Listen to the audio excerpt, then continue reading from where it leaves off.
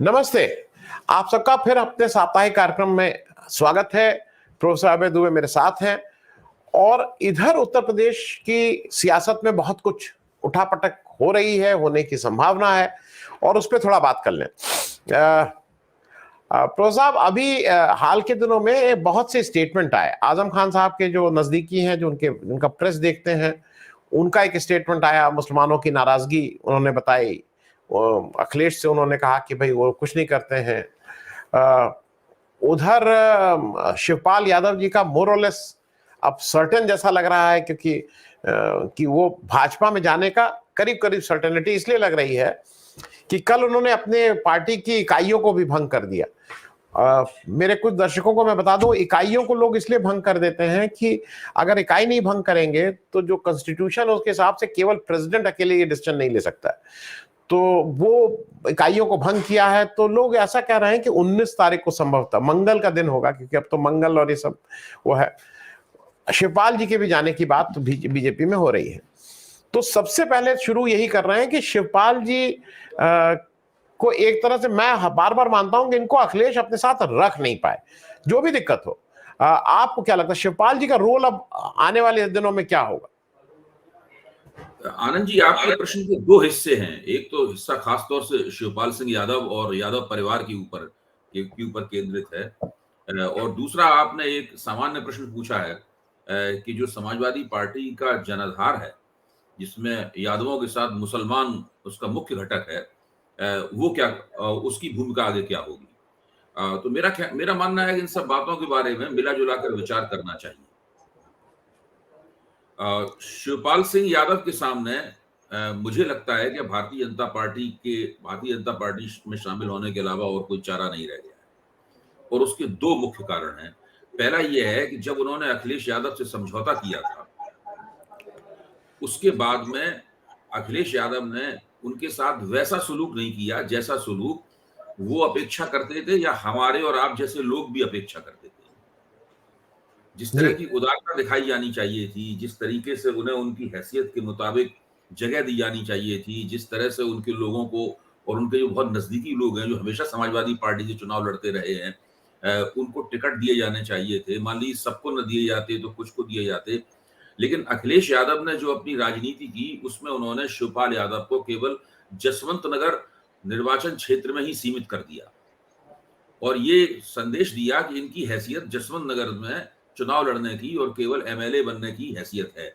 इसके अलावा इनकी कोई हैसियत नहीं है। यादवों का नेता मैं हूं, समाजवादी पार्टी का नेता मैं हूं, समाजवादी पार्टी से जुड़े हुए जो दूसरे सामाजिक समूह हैं उनका नेता मैं हूं, और चुनाव की रणनीति पूरी मैं बनाऊंगा, मैं तय करूंगा किसके साथ समझौता हो, किसके साथ गठजोड़ हो, किसके साथ ना हो।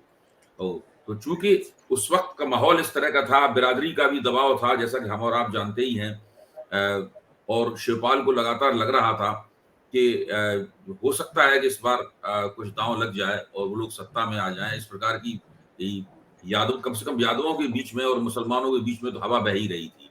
बाकी लोग तो मान रहे थे कि भारतीय जनता पार्टी आगे है, लेकिन इन दो समुदायों ने मान लिया था कि हमारी सरकार बनने वाली है। और जैसे जैसे चुनाव आगे बढ़ा, उसी के अनुपात में उनकी जो एक जीत की संभावना से जो आक्रामकता पैदा होती है और अति आत्मविश्वास पैदा होता है, वो सब उनके चेहरों पर और रोड शो में और पब्लिक रैलियों में दिखाई पड़ने लगा। इससे बहुत गलतफहमी पैदा हुई, बहुत सारे समीक्षकों को भी इससे मुगालता हो गया। लेकिन आज स्थिति ऐसी है कि अब शिवपाल ने सबने रियलिटी चेक किया होगा चुनाव हारने के बाद। चुनाव हारने के बाद तो सबसे रियलिटी चेक होता है, जीतने के बाद नहीं होता रियलिटी चेक। तो रियलिटी चेक हुआ होगा, तो उन्हें लगा होगा कि अब समाजवादी पार्टी में हमारा कोई गुजर बसर नहीं। भारतीय जनता पार्टी को अच्छे यादव नेताओं की तलाश है। भारतीय जनता पार्टी को ऐसे यादव नेताओं की तलाश है जो इस सबसे शक्तिशाली जो पिछड़ा समुदाय है उसके साथ में भाजपा के संबंधों को दुरुस्त कर सके। क्योंकि अब इस चुनाव के हारने के बाद में और लोकसभा चुनाव में भारतीय जनता पार्टी को कुछ यादव वोट भी चाहिए होंगे। पिछले चुनाव में भी उन्हें कुछ यादव वोट मिले थे। अगर शिवपाल सिंह जैसे कुछ और नेता भारतीय जनता पार्टी में आ सकते हैं, तो अगले लोकसभा चुनाव में मैं गारंटी के साथ ये कहने के लिए तैयार हूं कि यादवों का ज्यादा बड़ा तो नहीं, लेकिन एक अच्छा खासा सम्मानजनक हिस्सा नरेंद्र मोदी को प्रधानमंत्री बनाने के लिए वोट करेगा। तो वो सारी जमीन बिल्कुल साफ तौर पर बनती हुई दिख रही है और उसकी खबरें भी अखबारों में आ रही हैं। वो पूरी प्रक्रिया भी हमारे सामने साफ है, जिस तरीके से जी शिवपाल आगे बढ़ रहे हैं और भाजपा उनको अप्रोच कर रही है। जी पहली बात तो। दूसरा, जहां तक जी मुसलमानों का प्रश्न है, इस चुनाव में अगर मुसलमानों का नेतृत्व बुद्धिमान है और उसके अंदर कोई दूरंदेशी है, और अगर वो वास्तव में उत्तर प्रदेश की राजनीति में अपनी दावेदारी को, खोई हुई दावेदारी को मैं कहूंगा, दोबारा हासिल करना चाहता है, तो उसे सोचना होगा कि वो यादवों की नुमाइंदगी करने वाली पार्टी के साथ जुड़े या न जुड़े। जी भाई, पिछली बार लोक विधानसभा चुनाव में मुसलमानों ने जिस कटिबद्धता के साथ समाजवादी पार्टी के साथ दिया है, वैसा वो जी पिछले कई चुनावों से नहीं दे रहे थे। समाजवादी पार्टी जी को सबसे ज्यादा वोट मिलता था, लेकिन इस बार का गठजोड़ जो है वो अलग तरह का था। जी इसमें उन्होंने बाकी जितनी भी शक्तियां मुसलमान वोटों की दावेदार थी, उन सबको उन्होंने ठेंगा दिखाया और लगभग अपने सारे के सारे वोट समाजवादी पार्टी की थैली में डाल दिए। जी नतीजा निकला कि वो लोग कुछ जीत गए चुनाव, जी उनके कुछ एमएलए बन गए, वो उनकी दावेदारी बनी, लेकिन कुल मिलाकर जो उनकी उम्मीदें थी वो पूरी नहीं हुई। तो वहां भी रियलिटी चेक हो रहा होगा, मेरा मानना है। वो आजम खान वाला मामला थोड़ा अलग तरह का है, वो जेल में है और अखिलेश ने उनके जेल में रहने और छुड़ाने के बीच में लगातार अपने आचरण से एक संदेह पैदा किया है। ये बात सही है, क्योंकि सब लोग मानते हैं, खुद भाजपा की तरफ से कहा जा रहा है कि अखिलेश खुद ही नहीं चाहते थे कि ये आजम खान जेल से छूटे। छोटे खुद जी जी आदित्यनाथ जी ने ये कहा है। जी जी तो ये स्थिति है। जी तो मुसलमानों के बीच में भी ये सही मौका है, जबकि मायावती जो कि लगातार हाइबरनेशन में पड़ी हुई हैं, वो कुछ राजनीति करना नहीं चाहती हैं।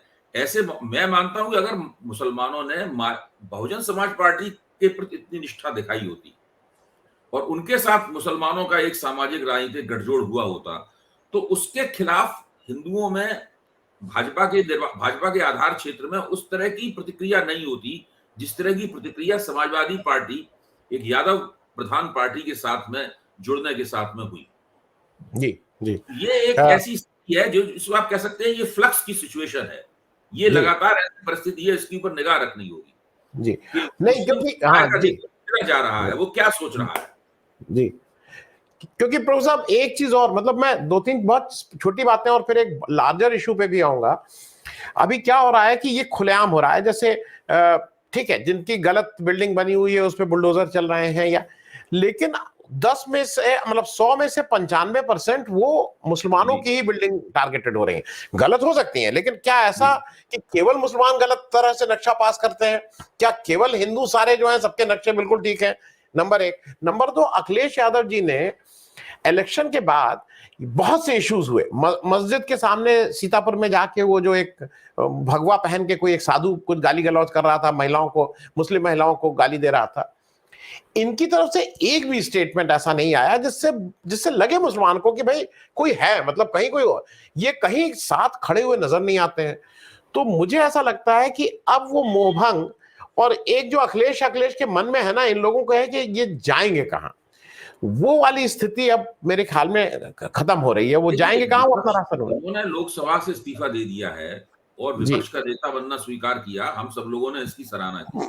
जी जी लेकिन विपक्ष का नेता बन जाना और विपक्ष के नेता की भूमिका निभाना, इन दोनों बातों में फर्क है। जी प्रभावी भूमिका निभाना, इन दोनों बातों में फर्क है।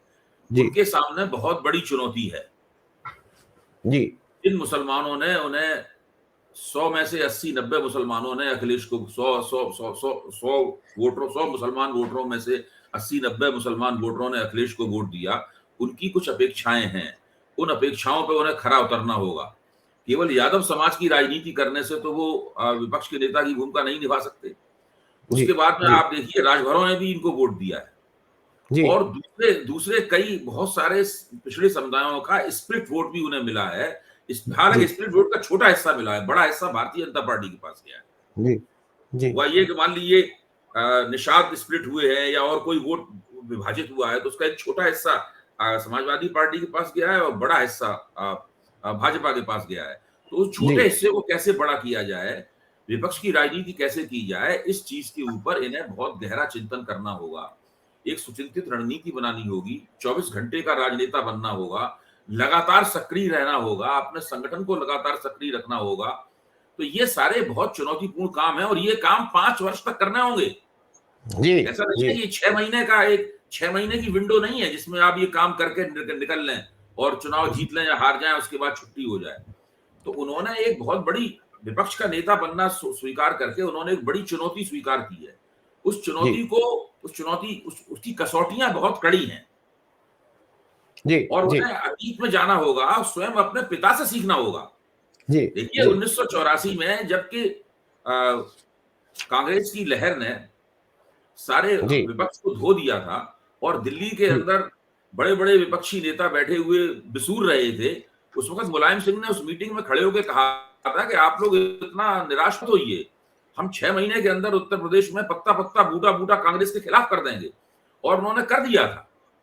तो अपने पिताजी की जो विपक्ष के नेता के तौर पे उनकी जो किताब है, उस किताब के उस पृष्ठ को वो पढ़ें और जी देखें कि उन्होंने उस वक़्त राजनीति किस तरीके से की थी। अगर वो केवल मुलायम सिंह जी से ही सबक सीखें, तो वो काफ़ी कुछ विपक्ष के नेता की बड़ी ऐसी भूमिका निभा सकते हैं, जो आगे चलकर उन्हें सत्ता के नज़दीक ले जाएगी। जी देखिए हम सब आनंद जी हम भी जानते हैं, आप भी जानते हैं और हम लोग चर्चा भी कर चुके हैं पब्लिक इंडिया के मंच पर कि आदित्यनाथ सरकार के खिलाफ एंटी इनकम्बेंसी थी। छोटी-मोटी नहीं, 39% अगर आंकड़ों में देखा जाए, तो 39% की एंटी इनकम्बेंसी थी। प्रो इनकम्बेंसी इससे केवल 5% ही ज़्यादा थी। तो जी जाहिर है कि अगले 5 वर्ष में ये एंटी इनकम्बेंसी और बढ़ने वाली है। जी जी सवाल ये है कि क्या जनता उस एंटी इनकम्बेंसी का नेतृत्व करने का दावा करने वाली राजनीतिक शक्ति को हमदर्दी की निगाह से देखेगी, उसको भाजपा के विकल्प के रूप में देखेगी? अभी तो जी इन्होंने जिस तरह से राजनीति की उससे हुआ ये कि भाजपा के जनाधार के बीच में जो अंतर्विरोध पैदा हुए थे, जो खासे अंतर्विरोध थे, हम लोग उनके बारे में चर्चा करते रहे हैं, उन जी अंतर्विरोधों ने अपने आप को बगल में रख दिया और एकताबद्ध होकर भाजपा को वोट दिया। तो आपको इनकी नीति तो ऐसी होनी चाहिए थी वो अंतर्विरोध और तीखे होते, जी लेकिन ऐसा सब नहीं हो पाया। जी, जी प्रो साहब, एक चीज और मैं इसलिए कहूं कि जैसे आपने भी कहा और सबको ये लग रहा है कि 4.5 साल एक कंफर्ट जोन में रहते हैं, ये दिखाई भी नहीं पड़ते हैं, कुछ बोलते भी नहीं है, फिर वो 6 महीने की विंडो खुलती है और उसमें ये आके इलेक्शन मोड में हो जाते हैं। जी, हम सब, कुछ लोग जो हम लोगों के दर्शक हैं उनको लगता है कि नहीं नहीं, वो कुछ लोग कह रहे हैं आप लोगों ने अपनी टोन नहीं बदल दी। जब तक पोलिंग नहीं हुई थी तब तक अखिलेश यादव का लास्ट के 6 महीने के हम सब लोग तारीफ कर रहे थे कि भाई बहुत अच्छा कर रहे हैं, लोगों से गठजोड़ कर रहे हैं, लोगों के बीच में जा रहे हैं, ये सब कर रहे हैं। लेकिन जब मैं पोस्ट पोल की बात कर रहा हूं, 2-3 इंसिडेंट मैं आपके साथ शेयर करूं और फिर आपके से समझने की कोशिश करूं। ये जब लीडर ऑफ ऑपोजिशन हो गए, इन्होंने तय कर लिया है मुझे यहीं रहना है, 3-4 इंसिडेंट में याद दिला दूं। पहला, जब वहां शपथ ग्रहण था उसमें न जाना मेरे हिसाब से मुंह चुराने वाली बात थी। दूसरा, जी, जब आप सतीश महाना जी को आपने कहा कि हम भाई बिना, हम भी इनको सर्वसम्मति से वो बना देंगे, ये जनरली पास्ट में भी होता आया है कि जब ऑपोजिशन और रूलिंग पार्टी मिलके किसी को सर्वसम्मति से बनाती है तो गिव एंड टेक होता है। जो बिल्कुल। जो ऑपोजिशन उपाध्यक्ष पार्टी वो पद कहती उनको है मिलना चाहिए फिर। जी इसकी जगह मुझे डिप्टी स्पीकर या कोई ये पद चाहिए, और वो सार्वजनिक होता है, कोई गलत बात नहीं है, ये तो संसदीय परंपरा है। जी, इन्होंने बिल्कुल सरेंडर कर दिया, इन्होंने नाम भी नहीं लिया कि कुछ करना है। फिर 36 जगह इलेक्शन हुए एमएलसी के। ये तय बात है कि चाहे मायावती जी का राज था तो मायावती जी के समय सरकारी पार्टी जीतती थी, फिर अखिलेश जी का राज आया तो समाजवादी पार्टी ज्यादातर जगह जीती, इस बार भी जीती। लेकिन 9 जगह अनअपोज्ड, बीजेपी के कैंडिडेट 9 जगह अनअपोज्ड। अब अगर आप चैलेंज भी करने की स्थिति में नहीं है, आपने अपने को टोटल सरेंडर की उसमें डाल दिया है, कहीं कोई विरोध किसी चीज का नहीं, किसी चीज में खड़े होके कोई कहीं कहीं वो नहीं हो रही है। अभी कल हम लोग बात कर रहे थे, अयोध्या में एक गैंगरेप हुआ है 7 साल की लड़की का, वो उल्टा पुल्टा बोल रहा है वहां का स्वामी सीतापुर में, ये कहीं खड़े ही नहीं हो रहे हैं। तो ये क्यों, मतलब अगर आपको ऑपोजिशन की पॉलिटिक्स करनी है तो खड़े होना पड़ेगा। देखिए इन सभी घटनाओं पे मेरी भी निगाह है, आपकी भी निगाह है और भी दूसरे अपने साथी पत्रकार और समीक्षक इन सब घटनाओं को देख रहे होंगे। ये सत्ता में जाकर सरकार का नेतृत्व करना मैं कई बार मानता हूं कि अपेक्षाकृत आसान है। इसलिए जी आसान है कि वहां पे आपकी मदद के लिए एक बहुत बड़ी नौकरशाही खड़ी होती है, एक बड़ा जी तंत्र है, काम जी करने के कुछ बंधे बंधाए तरीके हैं, तमाम जो जी संहिताएं हैं वो फिक्स हैं, वो निर्धारित हैं। आपको जी उनके बीच में काम करते रहना है और उसी बीच में अपनी पार्टी की नीतियों और कार्यक्रमों को लागू लागू करना है और थोड़ा बहुत सतर्क रहना है, थोड़ी मेहनत करनी है, अपने मंत्रियों वगैरह को जागरूक रखना है। लेकिन जब आप विपक्ष की भूमिका में आते हैं और खासतौर से तब जब आपको जी अच्छा वोट मिला हो और आपकी सीटें भी सम्मानजनक हों, विपक्ष की भूमिका निभाने के लिए तो आपको चौतरफा सतर्क रहना पड़ता है। हमें और आपको सवाल पूछना चाहिए कि अखिलेश जी की सलाहकार कौन है? जी देखिए, विधानसभा चुनाव हो रहा था, तब भी हमारी समझ में नहीं आ रहा था कि अखिलेश जी की सलाहकार कौन है। मुझे कम से कम किसी ने नहीं बताया। भाई, शिवपाल जी तो अखिलेश जी के सलाहकार नहीं थे। जी जाहिर है, अगर शिवपाल जी अखिलेश जी के सलाहकार होते तो आज वो भाजपा में जाने की तैयारी नहीं कर रहे होते। तो आपने शिवपाल जी, जो कि तजुर्बेकार राजनेता हैं और जो मुलायम सिंह जी के नेतृत्व में उन्होंने भाजपा के बसपा सपा के संगठन को चलाने में और सरकार चलाने में प्रमुख भूमिका निभाई थी, उनको आपने अपना सलाहकार बनाया नहीं, उनको आपने ढक्कन कर दिया बिल्कुल।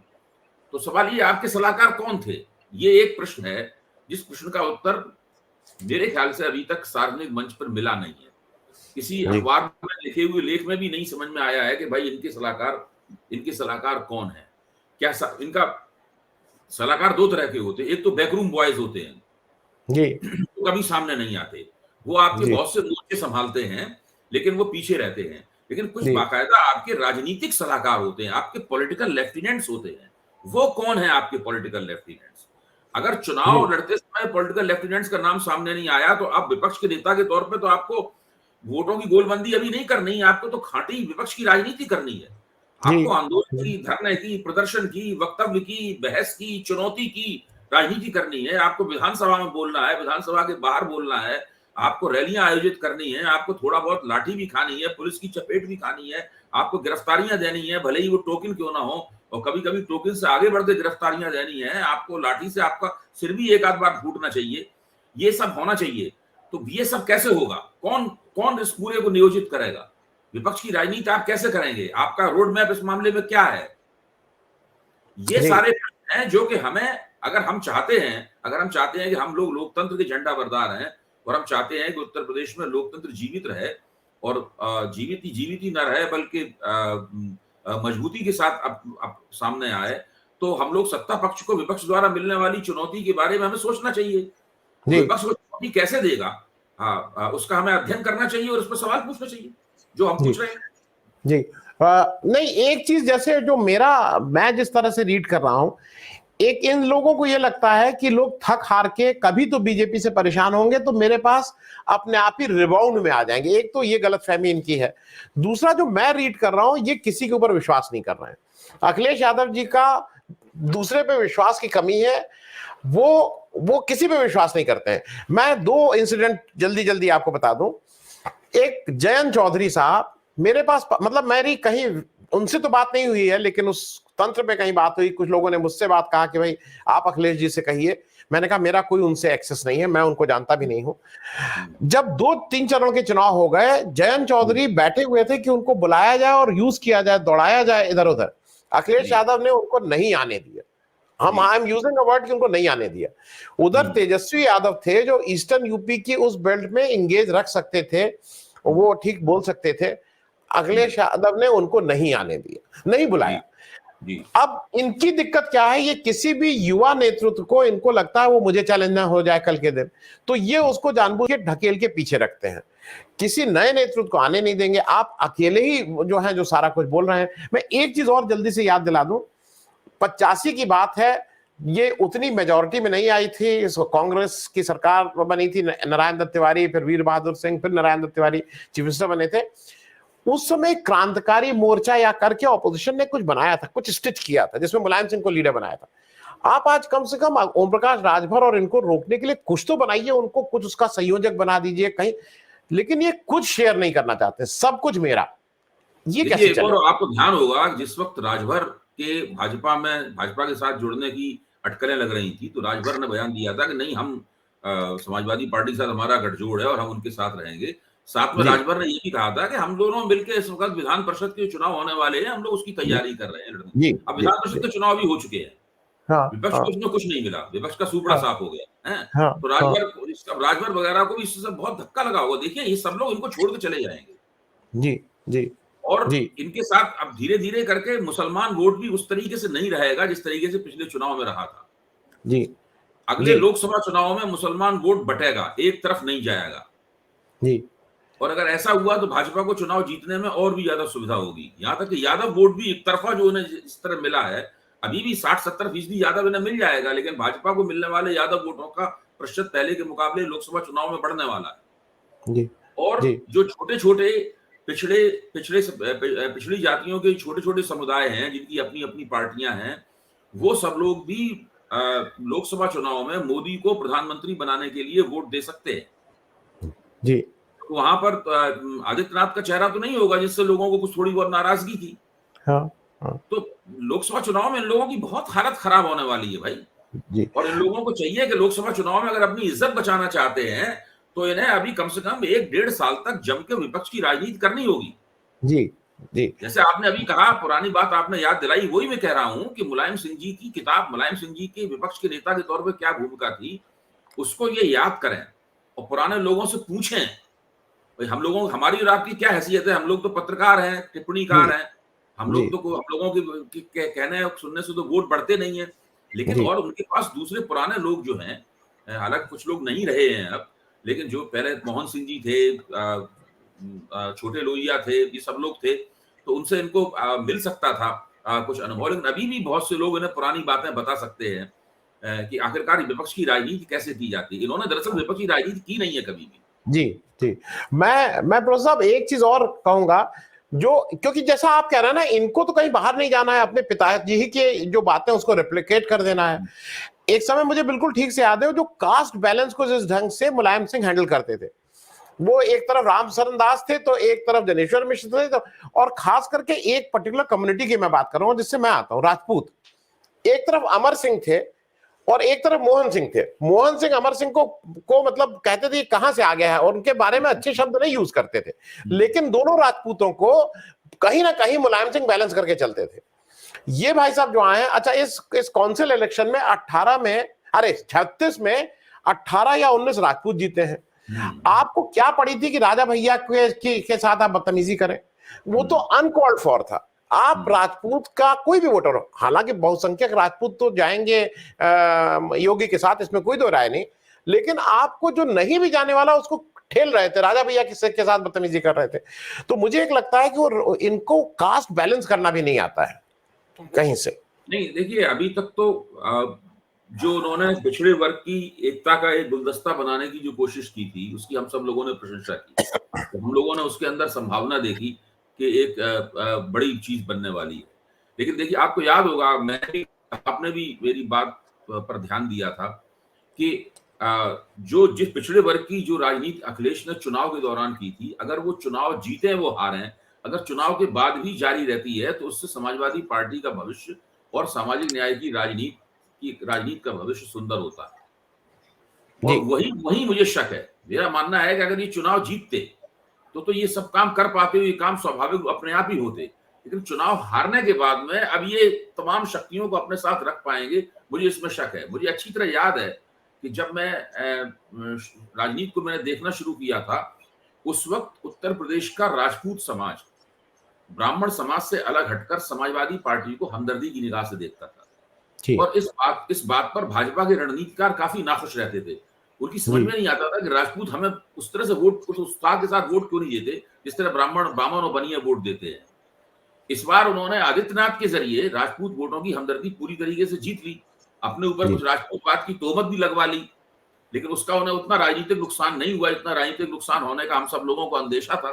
अब वो राजपूत भी चले समाजवादी पार्टी से अलग हटकर भाजपा की जो तथाकथित हिंदू राजनीतिक एकता है उसके इस लगभग स्थायी अंग हो गए। तो अब मैं मानता हूं कि भाजपा का जनाधार पहले के मुकाबले मजबूत हो गया है। जी, कमजोर होने की बजाय वो मजबूत हुआ है। अगर ये पूरा ध्रुवीकरण नहीं होता, दो चुनाव सीधी टक्कर नहीं होता, तो समाजवादी पार्टी को जितनी सीटें मिली हैं और जितना वोट मिला है उतना नहीं वोट मिलता, क्योंकि वो कांग्रेस को और बहुजन समाज पार्टी को कुछ वोट ही नहीं मिला, तो जितने भी भाजपा विरोधी वोट थे वो एक ही तरफ चले गए, इसलिए इनकी स्थिति आपको अच्छी दिखाई पड़ रही है। वो एक खास तरह की परिस्थिति थी जिसके कारण ऐसा हुआ है, वो परिस्थिति ने बार बार नहीं नसीब होगी। जी, मैं चलते चलते प्रोफेसर साहब अंतिम प्रश्न, क्योंकि मैं अपने मन, जैसे मन की बात प्रधानमंत्री जी कहते हैं मेरे, आपको क्या लगता है कि ये अखिलेश यादव जी का इनर्शिया है, या अखिलेश यादव जी की नासमझी है, या अखिलेश यादव जी का साफ साफ जिसको कहें डर है, उनको जेल जाने का डर है, उनको डर ये लगता है कि वो वहां नसीब उनको किए हुए हैं, उनको अच्छा वो भी सेंटर में भाजपा सरकार भी किसी किसी को जेल में डाल के दिखा रही है कि देखा, तो क्या इन तीनों में से आपको क्या लगता है, नासमझी देखिए, कि मुझे तो लगता है कि जेल अगर नेता आक्रामक है, उसके पास जनता का आधार है और उसे राजनीति करना आती है और राजनीति करने में उसे मजा आता है, मतलब वो एंजॉय करता है पॉलिटिक्स करना, तो वो आक्रामक नीति अपनाकर और जब वो पैतरा लेकर सामने आएगा, आक्रामक पैतरा लेकर सामने आएगा, तब उसके खिलाफ कानूनी कार्रवाई करने में सरकार को भी 2 बार सोचना पड़ेगा। वो नेता जो कि बचाव की मुद्रा में छिपा हुआ है, जो कुछ कर नहीं रहा है, बात बात में समर्पण कर रहा है, उसको मुद्दे मिल रहे हैं, उन मुद्दों का भी इस्तेमाल नहीं कर रहा है, ऐसे नेता के खिलाफ कानूनी कार्रवाई करना ज्यादा आसान होता है। अगर डिस्प्रोपोर्शनेट एसेट, आमदनी से ज्यादा संपत्ति के मामलों में इन लोगों को लगता है कि ये लोग फंसे हुए हैं, जो कि फंसे हुए हैं, मायावती भी फंसी हुई हैं, और इन लोगों को ये भी डर है कि हम लोग जेल चले जाएंगे। एक बार मुलायम सिंह जी असावधानी वश ये कह भी चुके हैं कि हम सब लोग जेल चले जाएंगे। तो अगर वो वास्तव में जेल जाने से बचना चाहते हैं, तो उसका भी सबसे अच्छा तरीका यही है कि ये बिल्कुल आक्रामक पैंतरा लेकर मैदान में आ जाएं और चुनौती फेंकें कि हम ये देखिए विपक्ष की राजनीति कर रहे हैं, हम विपक्ष के नेता हैं, और हमको अगर तुम्हारी हिम्मत हो तो हमारे खिलाफ मुकदमा चलाओ, हमें जेल भेज के दिखाओ, वरना हम तो एक कदम कदम पे आपके लिए दिक्कतें खड़ा करेंगे। तब फिर सरकार नेगोशिएशंस के मूड में आएगी, तब फिर सरकार कुछ लेन देन के मूड में आएगी, तब फिर सरकार इनसे कहेगी कि आप ऐसा कीजिए, अगर आप ऐसा करेंगे तो ऐसा होगा। अभी तो इन्होंने अपने सारे अंडे जो है, अपने सारे जो संभावनाएं हैं, उन सारी संभावनाओं को इन्होंने पृष्ठभूमि में डाल दिया है। जी जी, दरअसल ये अपने हथियारों को दिखाई नहीं रहे हैं कि हमारे पास ये हथियार है। जी जी, एक विपक्ष, एक सक्रिय विपक्ष का नेता उत्तर प्रदेश जैसी जगह में, जहां प्रतिदिन प्रति घंटे समस्याएं पैदा होती हैं और सरकार के लिए मुश्किल होता है इन समस्याओं को हल करना, कोई भी मुख्यमंत्री हो, वहां पर एक सक्षम और सक्रिय विपक्ष का नेता सरकार की नाक में दम कर सकता है और सरकार से अपनी मर्जी मनवा सकता है। और अगर वो ऐसा नहीं करता है तो सरकार उसके पेच कसी देगी। जी, बहुत बहुत धन्यवाद प्रोफेसर साहब इस बातचीत के लिए, और मुझे ऐसा लगता है कि उत्तर प्रदेश और इंटरेस्टिंग होता जाएगा, क्योंकि यहाँ पे पॉलिटिक्स रोज बदल रही है। अब शिवपाल जी क्या करते हैं, उसके बाद दलित भी बेचैन हो रहा है, उसको भी कोई परमानेंट घर की तलाश है। क्योंकि चलते चलते मैं एक जानकारी बता दूं कि एक पार्टी जो पैसा लेके, जिसके ऊपर आरोप है पैसा देती हैं, तो जो पैसे नहीं दिए गए हारे हुए कैंडिडेट से उनकी बाकी बकाया किस्त मांगी जा रही है कि वो जो तुमसे टिकट तो लिया था, बकाया अभी बाकी है, वो किस्त भी मांगी जा रही है। ये ऐसा उत्तर प्रदेश है। थैंक यू सो मच, बहुत बहुत धन्यवाद ज्वाइन करने के लिए।